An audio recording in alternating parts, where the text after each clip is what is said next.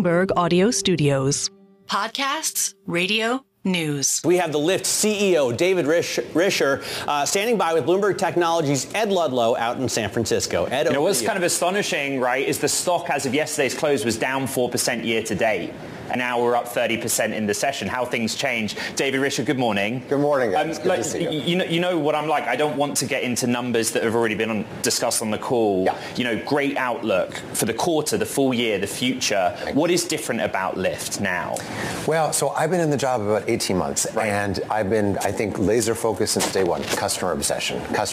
Every time I come up. What does that even mean, David? Come on. Yeah, so fair. It means we want to provide a level of service that is above and beyond anything you have any reason to expect. And right now we're picking riders up faster than we've ever before. We have more drivers on the platform we ever have before.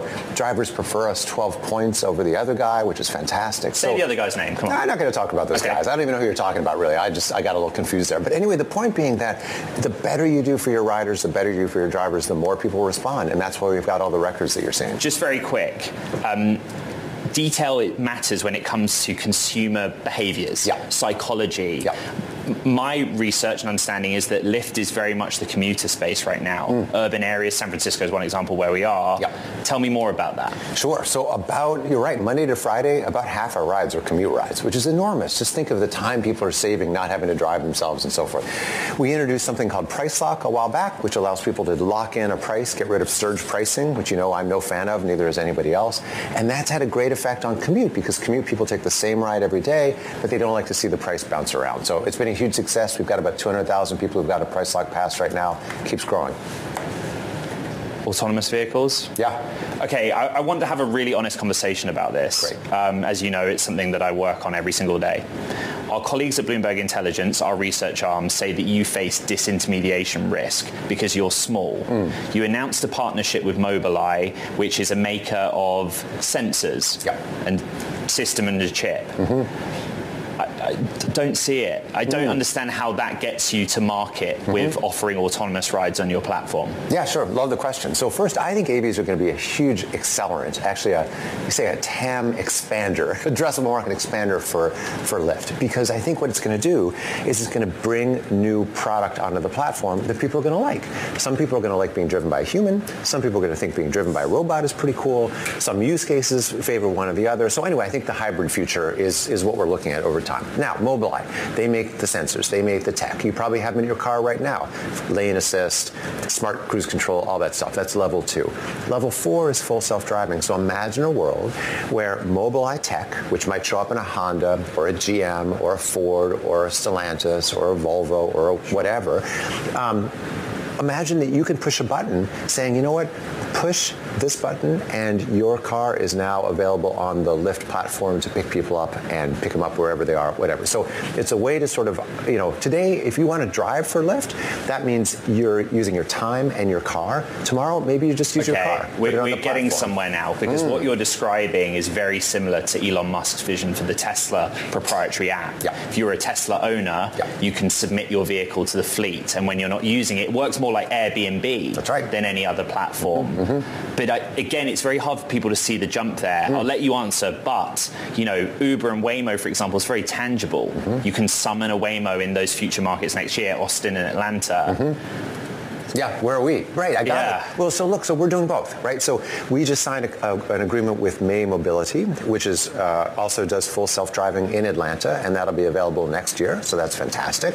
So that means if you want to have that experience, and by the way, we've given 130,000 rides in Las Vegas with a prior partner as well. So we've got some on-the-ground stuff going on, which is great, and I think it's really important. But I also think the future, where a lot of us, individuals, people who drive today, anyone who has a car, if it's a self-driving car, should also be able to be put on the Lyft platform. By the way, I would extend that to Tesla as well. You use the word proprietary. I think that's right. There's no particular reason why, as a Tesla owner, you wouldn't want to necessarily participate on the Lyft platform too. So that's kind of the future we're trying to build towards. I mean, the stock's still up 29%, and so I guess the market believes this vision of the future. Any evidence that Waymo in San Francisco is taking market share from yourselves and Uber? So we look at Waymo much more as a potential partner than a competitor. Look, if you're a Waymo, you want to be, and it's they're not your partner, they're Uber's partner. Oh, but they'll be both. Over time. I'm not making a prediction exactly. I'm simply saying if you're in the business of creating very expensive assets like self-driving cars, you want them utilized. You want them on the road, and the way you put them on the road is you don't just do it yourself. You end up partnering with a couple of other people who've got that demand built in, which we do. We do 2 million rides a day as it is. So I think if you're one of those companies, your whole job is get the tech reliable, safe, inexpensive, and then commercialize it in a bunch of different ways. And we want to be one of the best partners for them we can be. David, I have a question about New York City. Since I'm here, I saw an ad somewhere online yesterday that said Uber drivers make $35 an hour per online hour, which I thought was kind of cheap because I know that Uber and Lyft are locking drivers out of the platform for some part of the day that they can't possibly calculate or know. So they end up spending hours at their job in which they don't make money. How much longer are you going to be doing that to drivers, and why? Yeah, so it's frustrating as hell. We do not want to do this. Drivers don't like it. We don't like it. What's going on? First, I don't know about that $35 an hour. Actually, I think the number that I know from New York is more like $40 an hour engaged. But anyway, they've got their numbers. We've got ours. But look, the drivers we've followed around are making more like $15 an hour, right? Because they end up being in their car and locked out of the platform for a considerable portion of the day. Totally, yeah. Super, super frustrating. It's not something that we want to do. It's something we feel like we're forced to do because of a particular regulatory framework that only exists in New York City. Doesn't exist in New York State, doesn't exist in the rest of the country. And in the rest of the country, even in New York State, we've done all sorts of work to make sure that drivers never get locked out of the platform. But there's this peculiarity around New York and how the regulations are written that are putting, both the other guys and us in this terrible position of having to sometimes turn driver supply down just to meet what's called utilization requirements. So believe me, we're talking to the regulators. We don't like it, and I don't think it actually is good for anyone. I think it's an unintended consequence of a well-intentioned idea of let's make drivers make more, and I think it's just having the opposite effect. Lyft's doing more.